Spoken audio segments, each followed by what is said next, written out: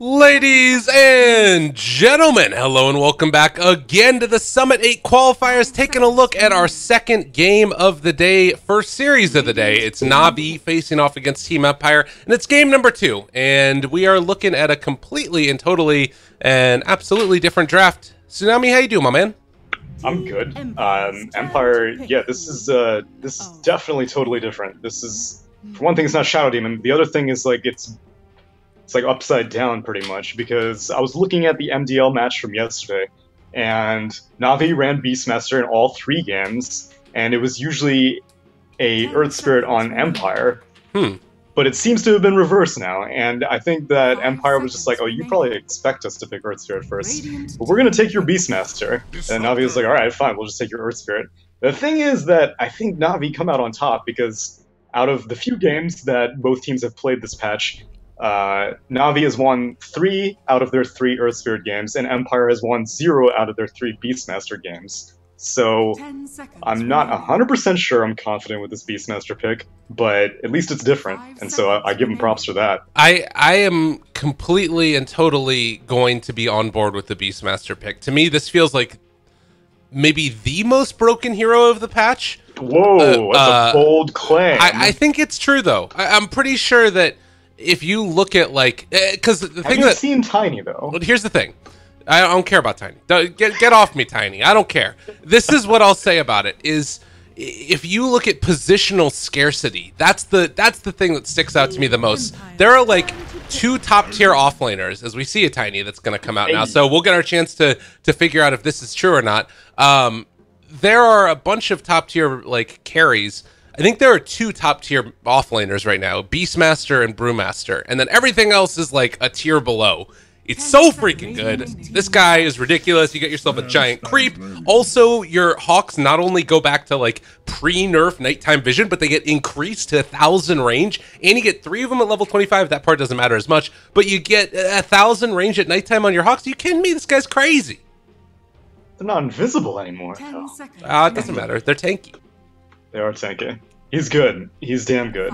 And one of the biggest things that we talked about in Game 1 was the vision superiority that NaVi had in spades over Empire. And Empire seemed to have recognized that, and they're turning it around. Like you said, they have the Hawk, and they take Roger's Night Stalker away from him and put it on their own roster. So this Disruptor is going to have some easy time glimpses this game, that's for sure.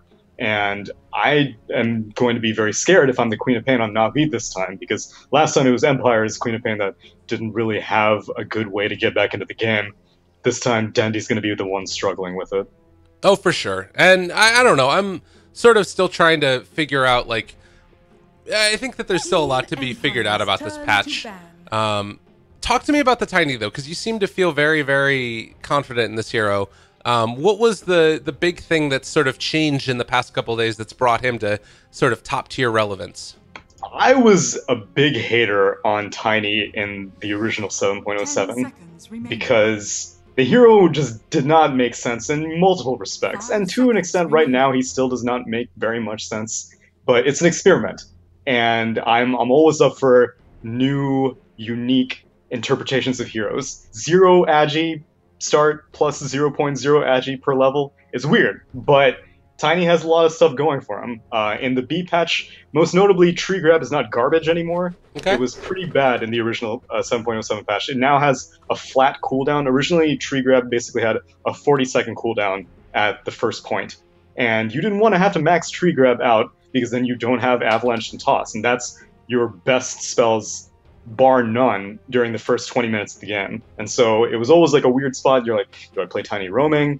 Or whatever. It didn't last long. Right. Now he's a core, and he's an crazy scary core, namely because of Grow, which was the same in both 7.07 and the B patch, but you couldn't really take advantage of it in the original patch. Now in the B patch, as a carry, you have 40% status resistance whenever the spell is maxed. And I'm seeing silences on Night Stalker, I'm seeing a Roar on Beastmaster, and I'm seeing a Stormhammer on Sven.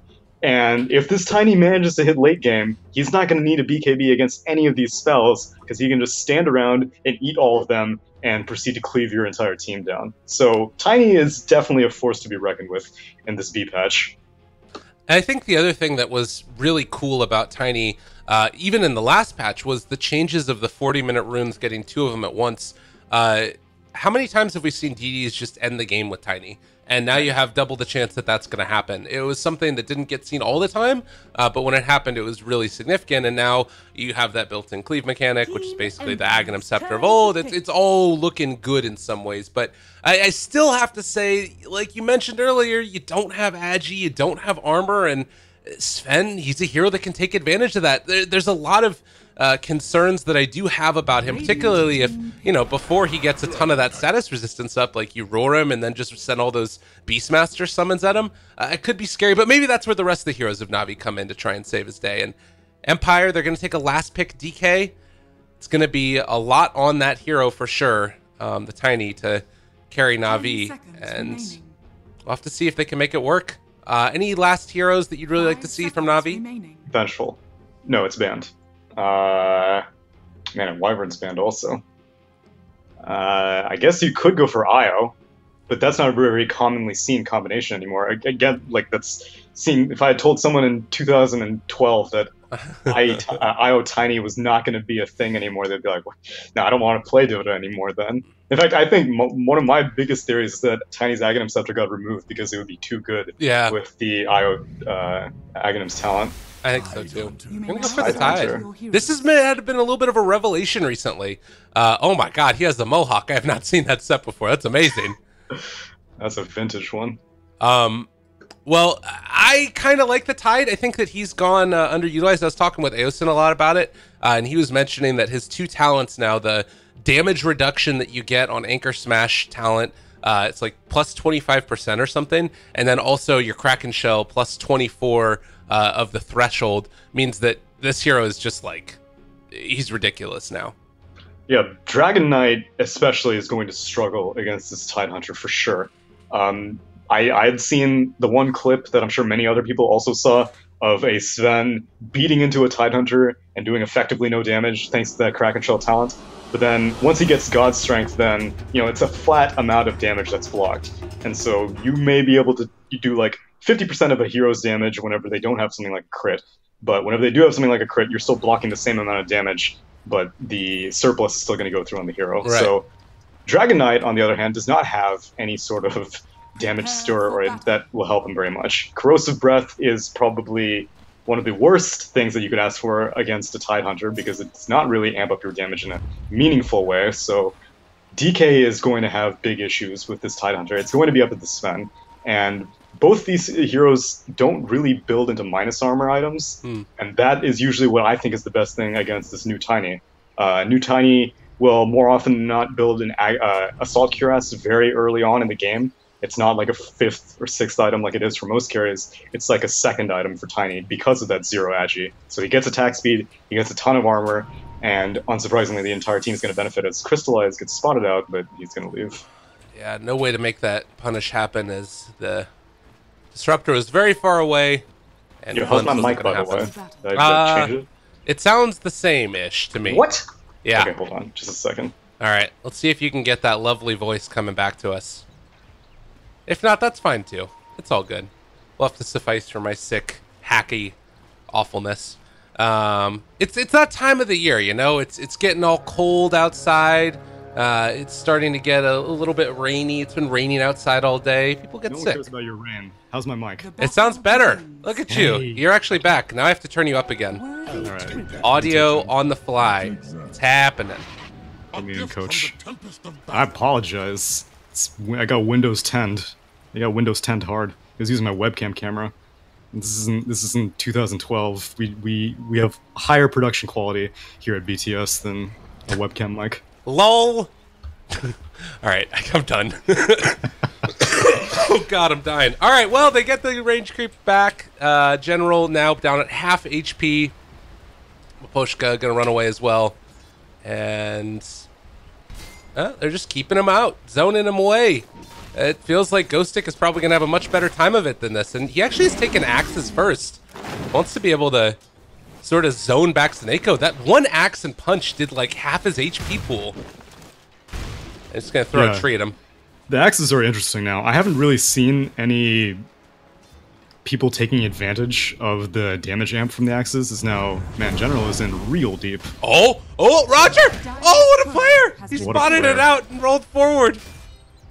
Top lane. They going on him? Oh no, General. Where's the Fairy Fire #1?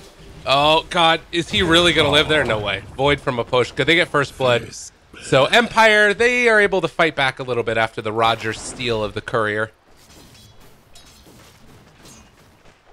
Yeah, but General's okay with that. He's gonna be taking a lot of beating this game. Look at this. Crystallize just like let's see, Maledict. I'm not gonna be able to get it. He's just like picking up trees and throwing it at him, like slight harassment. It only costs 20.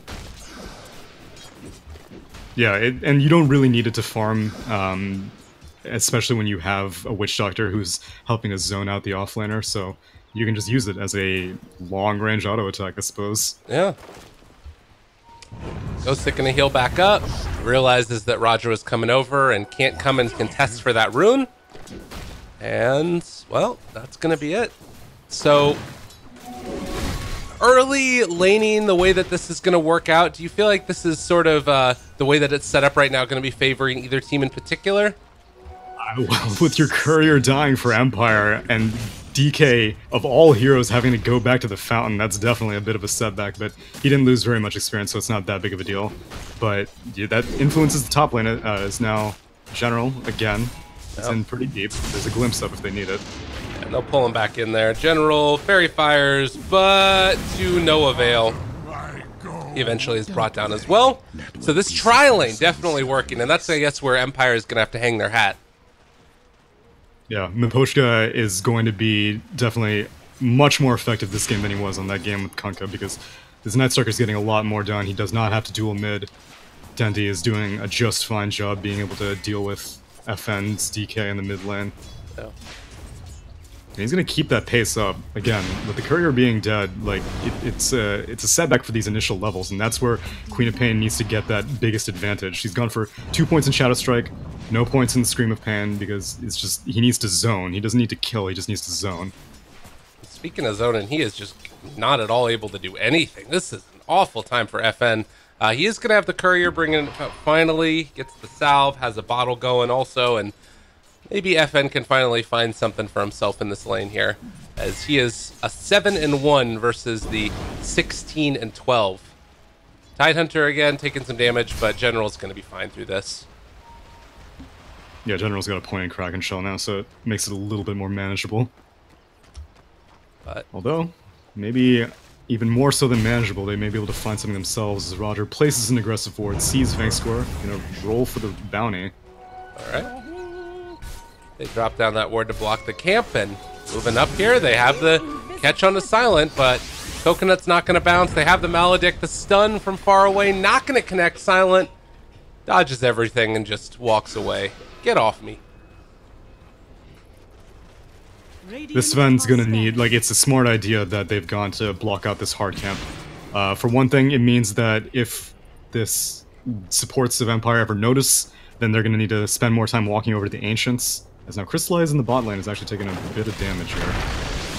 Oh, trying to turn it now. There's the toss. They are gonna be able to find that kill. Ghostic still looking to chase here. He's threw out the axes already, but not gonna be able to find anything else afterwards. Mid lane roll. Yep, they catch on to FN. He is still taking the DOT. No. He has raindrops. Raindrop time. He's good. Living through it all. And instead, they turn it back around and find the kill onto Dendi. Miposhka even chasing for more under Roger. They maintain the vision with the strike and able to get that last kill. Double from Miposhka early. Who knew? Night Stalker's a good hero. Yeah, and a hero with that sixth sense avoids Seneca, which Seneca couldn't have gotten that kill anyway, but yeah, Night Stalker is an exceptional hero, especially after 4 minutes. Between 4 minutes and 8 minutes, he's beyond great, and gets a lot done in that mid lane, helping out FN significantly, which FN is still going to be behind, because he did not get any of that experience, I believe. He was too far back, trying not to die to that Shadow Strike, so even though Queen of Pain went down, he didn't really benefit. It was Miposhka who was mainly benefiting, but that's okay. Miposhka, again, it's going to be night for another 2 or so minutes. He can keep bothering Queen of Pain mid, and it kind of makes Roger feel a little skeptical about leaving Dendi alone in this lane. And Miposhka does have a little bit of a movement here. He's underneath the wards, though, so they'll realize what's happening. Kind of interesting warding here. They want to make sure that they had that vision, so they even had him overlap a little while. And now, Witch Doctor tests the rune and picks it up, and now Poshka gonna have to run elsewhere. This warding has been really, really solid, and that was one thing that we did notice from Roger the other day. He was able to get, or not the other day, the other game, he was able to get a couple of these D wards when they were making that move. And now Miposhka, the long wraparound, he does have a silence available, gonna get it down onto Dendi, and the chase is gonna be here. They have Sonic Wave available, and Dendi is just not at all afraid of anything. Alphys down, Scream of Pain, Sonic Wave is available, but they don't even need to use it. Dendi's afraid of Night Stalker, but he's not afraid of DK in the slightest, because this DK is just so massively underleveled, and it continues to snowball. Dendi, like you said, has Sonic Wave, about to hit level 7. DK is struggling to hit level 5 right now. So, it's, and it's not going to get any easier. Tiny is getting free farm as now he proceeds to solo kill the Beastmaster. Alright, nice obs there, but Crystallize is still able to get it with the tree throw. Apparently it's pretty good. Pretty good. Pretty dumb, in my opinion. Yeah, but fair enough. I don't balance this game in general, getting voided. He has Ravage. They could think about turning this one if they want to, and do they opt to go for it now? It might happen. They're still saving it. The stun is there. Do they kill him in time? General, not able to get off the Ravage, and now they turn on to Seneko, gonna be able to take him down as well. A double kill for Silent. You gotta wonder, is it worth that early Ravage? He like, I needed to get Silent, and I'm not gonna Ravage unless I can get Silent. And Ravage's range did get buffed, so I'm pretty sure it would have hit, like, the entire screen if he just went for it. I don't know if they would have been able to get the kill on Night Stalker regardless, but you don't go back in unless you want to get the kill on Night Stalker, because you're definitely not gonna kill the Sven. And killing Disruptor is also pretty difficult because he was at full HP, so a little bit of indecision coming out, and it costs both the Witch Doctor and Tidehunter's life.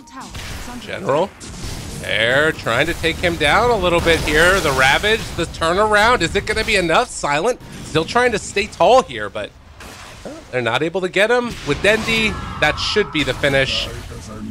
General maybe could have gone north instead of to the west, but doesn't end up working out.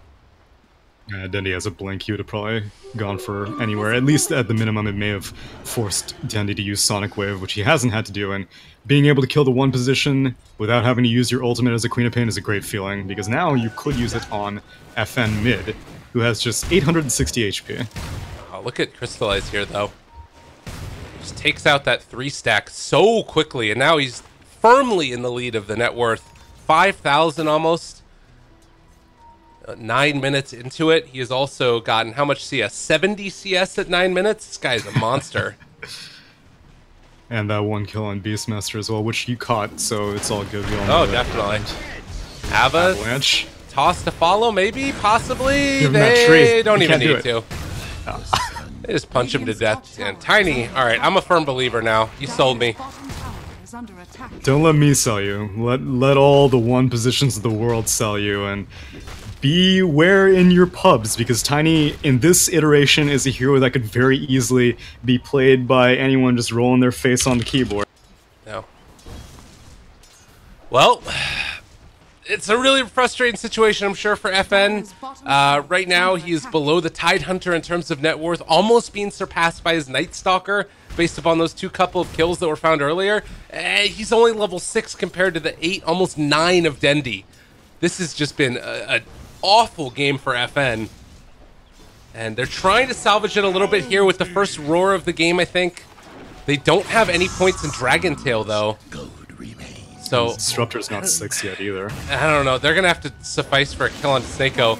And even that, oh god, this just does not feel good. They want to give it to FN. Oh my god, the cask! Oh no. Crystallize kills the Night Stalker while that's happening. They don't find the kill on the Witch Doctor. The wheels are coming off for Empire. Now they jump forward. FN is gone. Alright, pack it up, boys. We're done. This is feeling almost over. Disruptor, he is going to get found out again. They've used all the stuns right now, but he's going to be able to complete that TP. But when your DK is hurting this much this early in the game, I don't know. I don't know what you do.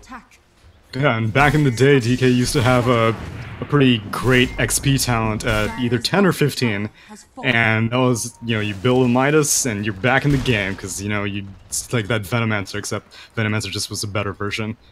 So it's gone now, and you have a mana regen talent, or an attack speed talent at 10, and you have a damage talent at 15, or a health talent at 15. Right. Neither of those are going to help him get back into the game. Well, top lane, Silent, Miposhka, they're there, Roger. Gonna get counted again. They do have Ravage if they want to use it, and man, this does not feel good. The damage is not there for Silent right now once that Anchor Smash gets through, and God, General just bullying him.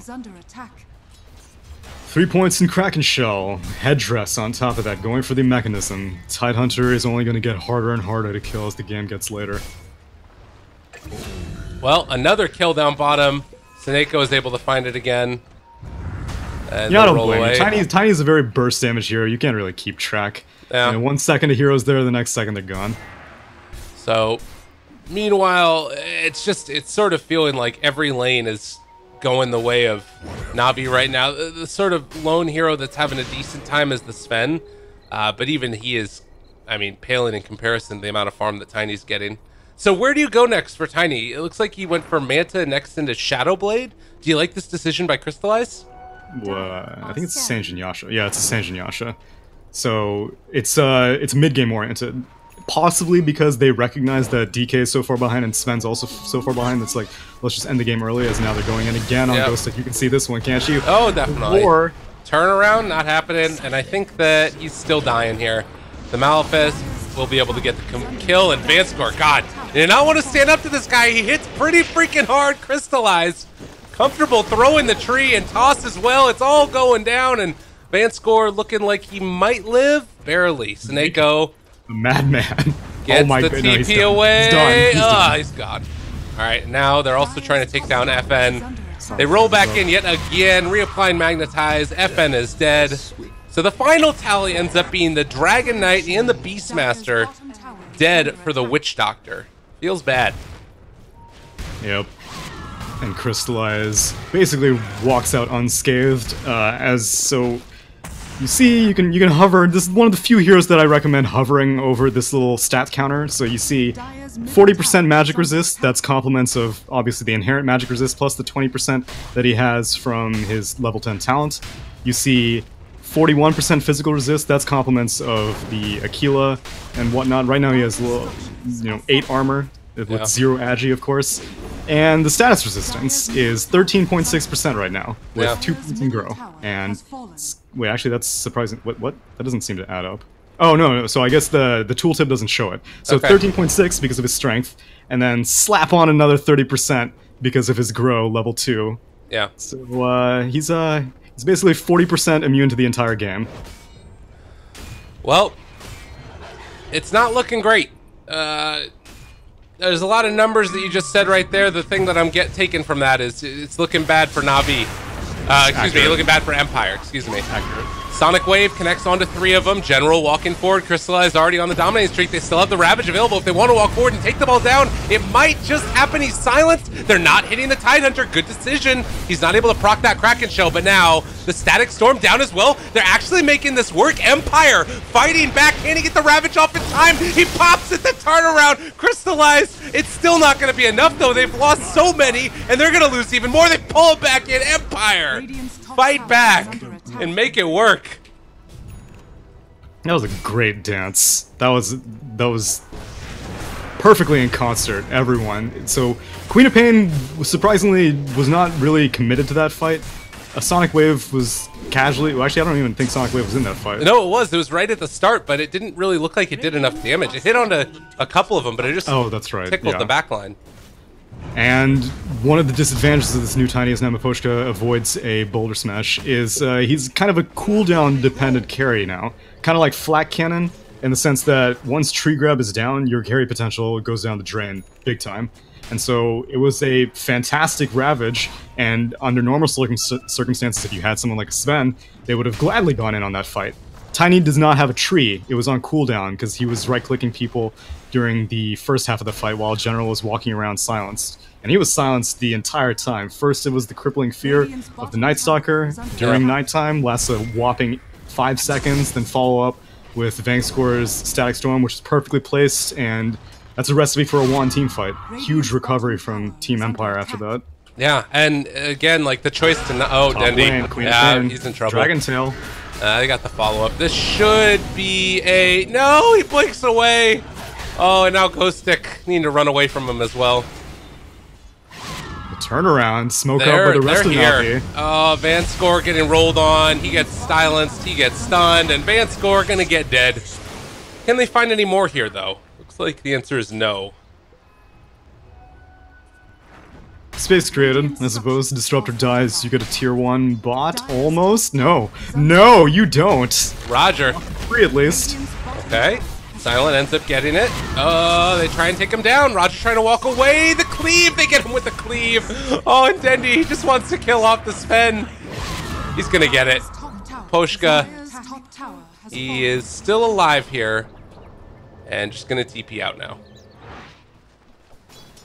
Yeah, they were kind of stuck after that Boulder Smash connected, so well played by Roger, forcing them to stick around for that tier 1 kill. 2 supports go down, but Queen of Pain kills Sven, and Queen of Pain is more than happy to take that trade, as now Dendi has completed up the Yules on top of that Veil that he completed first item, and life is still in the dumpster for DK, who has 1.7k gold less than Tidehunter. Yeah.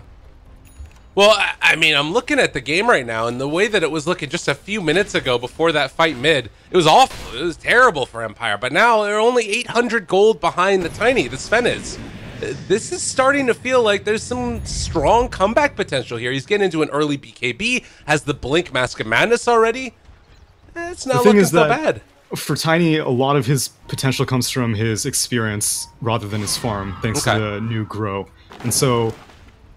I mean, sure, God Strength also levels up and scales up, and you get Strength, and you get a little bit of, like, sneaky status resistance because of that Strength that God Strength provides, but once Tiny hits his level 3 Grow, it's so difficult to keep him locked down that you can dedicate these initial items, I mean, initial spells like Crippling Fear and whatnot on Tidehunter, but, you know, he's gonna have Greaves, so he's gonna be able to purge that off, and Crystallize is gonna have to go for these kind of feverish attacks on people randomly with Tree Grab. He can just do it after a Ravage, after Queen of Pain comes in, and then just do cleanup duty. But Empire are making all the right moves. They take an Aegis very quickly, thanks to 3 points in Inner Beast. Now, can they defend their tier 3 is the question. It's a big question, and we'll see if they have an answer for it. FN ended up using his Dragon form before he got the level 2 ulti, so it is about to wear off, and Crystallize beating away at this tower. Whack. It's hard to deal with. The roll in, they found 2, Vanscore as well as the Sven. He does have that BKB available, but wants to wait for the perfect moment for him to jump in. The stun is there. The chase is following. They have the Static Storm down. That's going to be the Earth Spirit, already brought low and going to Mikey die. No, they have the stun. They blow him the hell up. All right, but they have the BKB when they come out of this one. FN still dropped low, but not dead as of yet. So far, it's just the Earth Spirit dead, and now the stun. They get the Yule Scepter. Dendi able to walk away from him there, and there's the blink away. Now General taking another down. That's the Beastmaster and the Night Stalker dead. Silent, waiting for his Blink Dagger to come off of cooldown. He just wants to jump in there, but as soon as he pops the BKB, waiting for the moment. They can't go for it yet. They're still waiting. Ravage, the turnaround. They hit it onto 3 of them. Maposhka's starting to fall as well. Silent pops his BKB, but it might have been too late. Now they pull back in another one, Crystallized. But there's only... Everybody's still back alive. They can't do anything. Tower fell. Now the barracks. NaVi taking everything from Empire. Mechanism on Tidehunter, you've got the Urn on Earth Spirit Roger. There's so much survivability. General had all the time in the world to just sit on that Ravage, and it was just a game of chicken between him and Sven. One of them is going to go in, and Tidehunter drew first blood, goes for the Ravage, and ends up being able to finish off the rest of Empire. Not finishing off Sven, but, you know, if Sven loses his Rax, I don't think he's pleased either way. No, for sure. This is a terrible situation right now for Empire, and NaVi gonna accentuate that lead. You did get the Aegis, you know, in a certain way that's feeling better for Empire, but they're going to need the perfect team fight now. They need to take advantage of this timing when Ravage is down.